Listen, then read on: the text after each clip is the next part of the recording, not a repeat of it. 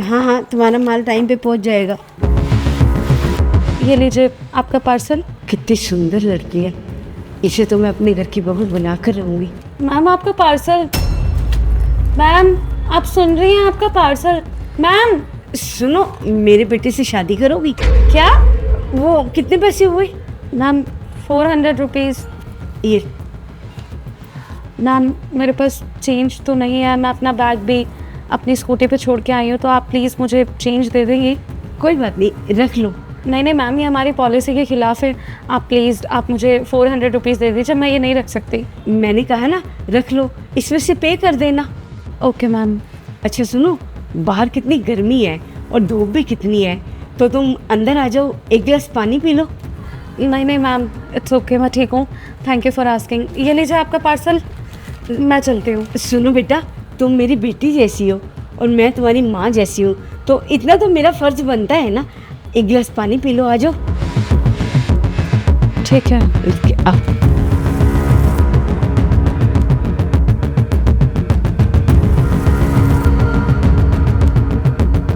अच्छा बेटा, तुम बैठो, मैं तुम्हारे लिए पानी लेकर आती हूँ।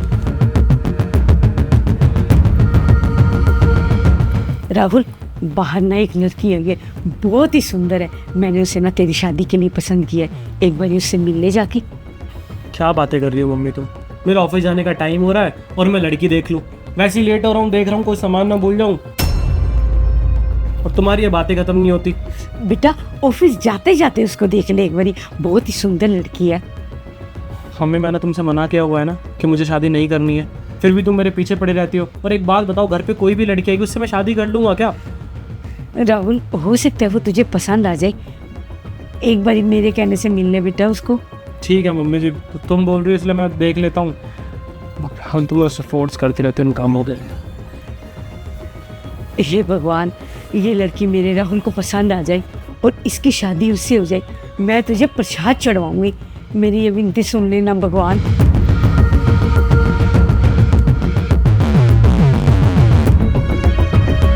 साक्षी, तुम यहाँ, वो भी इस हालत में? राहुल राहुल तुम, ये घर तुम्हारा है? I am so sorry Rahul, मैं गलती से आ गई थी, मुझे नहीं पता था ये घर तुम्हारा है, वरना मैं यहाँ कभी नहीं आती। आई एम सॉरी, मैं चले जाती हूँ। नहीं नहीं नहीं साक्षी, तुम यहीं पे बैठो, मुझे तुमसे कुछ बात करनी है।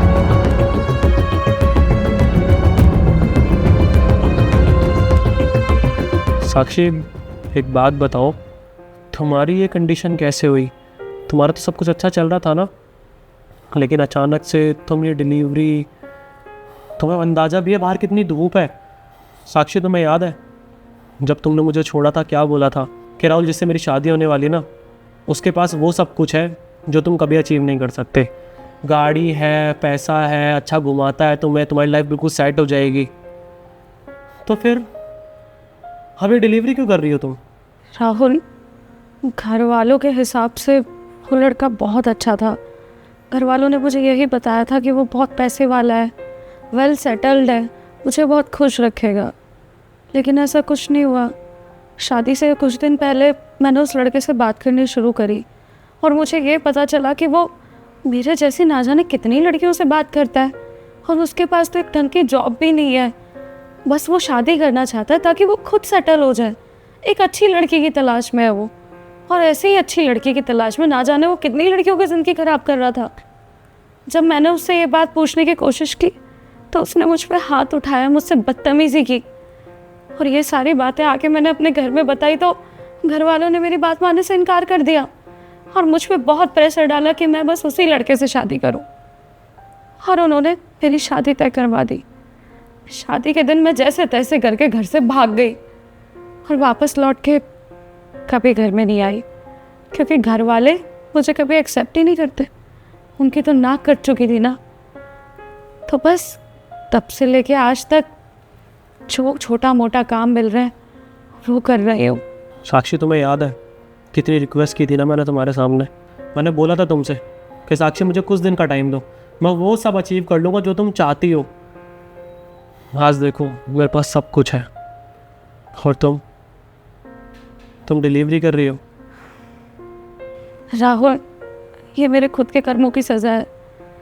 मैंने जो किया था तुम्हारे साथ, मेरे साथ वही सब वापस से हो रहा है। पर मैं क्या करूँ, मैं घर वालों की बातों में आ गई थी। खैर तुम ये सब छोड़ो, मैं तो हूँ ही बहुत बुरी लड़की। तुम मुझे ये बताओ, तुमने शादी कर ली, तुम्हारी बीवी कहाँ पर है वो, और तुम्हारे बच्चे बच्चे भी होंगे ना? तुम ना प्लीज़ मुझे उनसे मिलवाओ। मैं बस इतना ही चाहती हूँ कि मैं एक बार तुम्हारे बीवी बच्चों को देख लूँ। साक्षी, वैसे तो तुमने हमेशा मेरी चीज़ों को डिनाई किया है, वो चीज़ तुमने कभी नहीं थी जो मैं चाहता था। लेकिन आज मैं क्या अपनी माँ के लिए तुमसे कुछ मांग सकता हूँ? राहुल, मेरे पास अब तुम्हें देने के लिए कुछ भी नहीं है। मैंने तुम्हारे साथ बहुत बुरा करा, तुम्हें उस सिचुएशन में छोड़ दिया जहाँ तुम्हारा स्ट्रगलिंग फेज चल रहा था, और मुझे ऐसा बिल्कुल नहीं करना चाहिए था। और अब तुम मेरे से कुछ मांग रहे हो, मेरे पास कुछ भी नहीं है राहुल, मैं क्या ही दे पाऊँगी। लेकिन फिर भी तुम मुझे बताओ, शादी करोगी मुझसे? क्या क्या बोला तुमने? अब दोबारा बोलो। शादी? देखो साक्षी, ये सिर्फ मैं ही नहीं चाहता, मेरी माँ भी चाहती है। और माँ ने ही मुझे भेजा है। वो बोल रही थी कि कोई लड़की आई है, मुझे बहुत पसंद है, अगर तुझे पसंद आए तो हम तेरी शादी कर देंगे। मुझे पता है कि बहुत टाइम हो गया है और मैंने भी शादी नहीं करी थी, तो मैं अंदाज़ा भी मैंने क्यों शादी नहीं करी।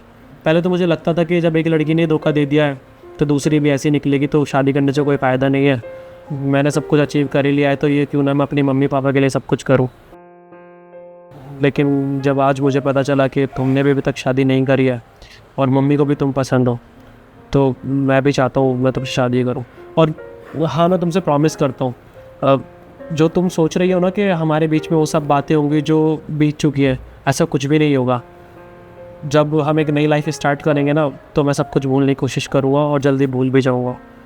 और ऐसा कभी नहीं होगा कि हमारे बीच में कुछ भी चीज़ें होंगी तो मैं उन चीज़ों को याद दिलाऊंगा, तुमने मेरे साथ ऐसा किया वैसा किया, ऐसा कभी नहीं होगा, आई प्रॉमिस। तुम्हें पता है राहुल, मैं हमेशा सोचती थी कि अब अगर मेरी ज़िंदगी में कोई लड़का है तो बिल्कुल तुम्हारे जैसा हो। लेकिन देखो, भगवान ने तुम्हें ही मेरी ज़िंदगी में वापस भेज दिया, और अब मैं बहुत खुश हूँ इस फैसले से कि हम शादी करने जा रहे हैं।